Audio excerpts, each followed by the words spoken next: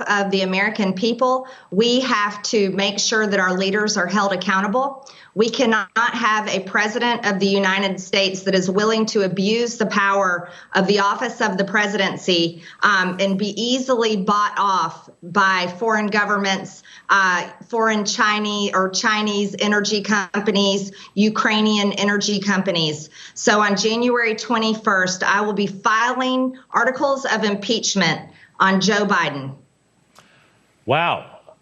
Articles of impeachment on Joe Biden on his first full day as president. I'm looking at Hunter Biden right now, so we're talking about Joe. Obviously, we know Hunter's got issues as well. How is that going to work? You are a freshman. You're in the minority. What will happen next? Is this symbolic, or can you really do something about this?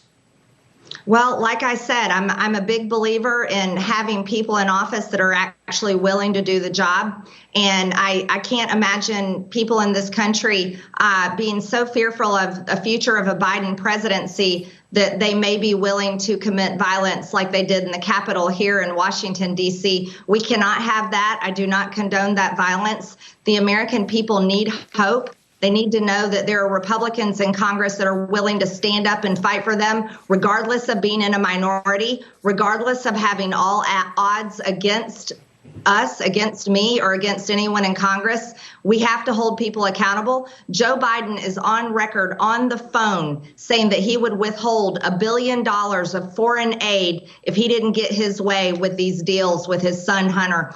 And there's an ongoing investigation with Hunter Biden's laptop into being bought and paid for by communist Chinese energy companies. This is a dangerous threat to our country when we have a man that will be holding the power of the presidency, but will so easily and is on record for abusing power.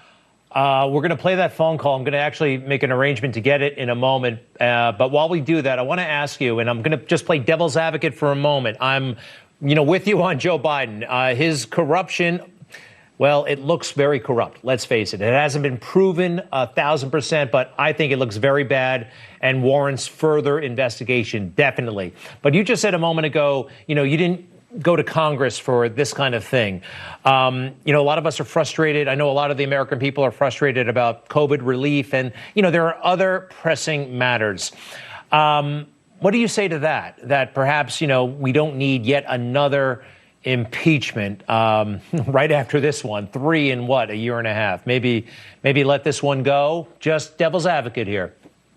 No, absolutely not. We don't let criminals serve in our offices like president, or even Kamala Harris, who shared the Minnesota Freedom Fund bail link on her social media, asking people to donate money to bail criminals out of jail that attacked small businesses, burned down the city, attacked the police precinct. These people need to be held accountable. Republicans have not been strong enough in doing that.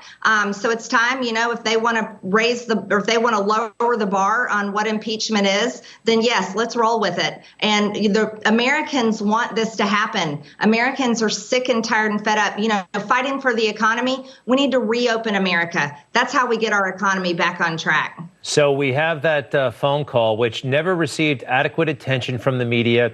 They didn't even try to explain it. They just kind of brushed it aside.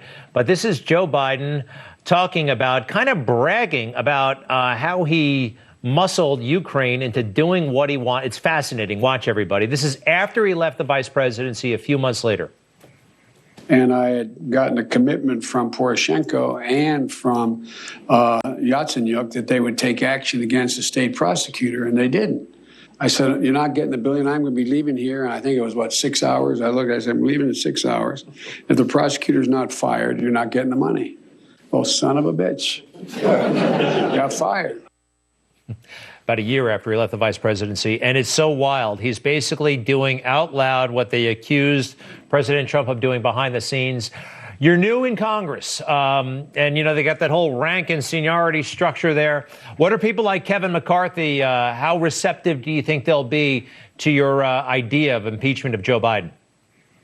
Well, I hope Kevin McCarthy leadership and all of my Republican colleagues will be receptive to the will and the needs of the American people. We don't need a man serving in the presidency of the United States that is guilty of committing the crime of abuse of power and is under investigation with Hunter Biden's laptop, his very own son. This is not the direction our country needs to go in, and I hope my Republican colleagues agree with me. We will be watching very, very closely. Representative Marjorie Taylor Greene, just how long have you been in Congress now? 10 days?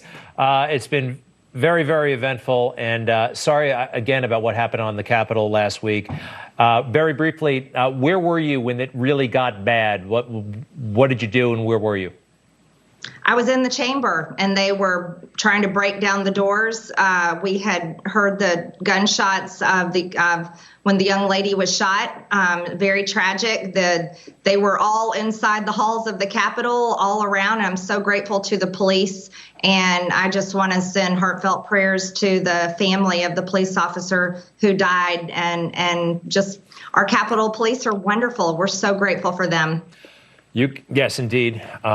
And the loss of life was tragic. Got to find out, though, how all those people were able to get in the Capitol and why there wasn't better preparation and anticipation of what happened.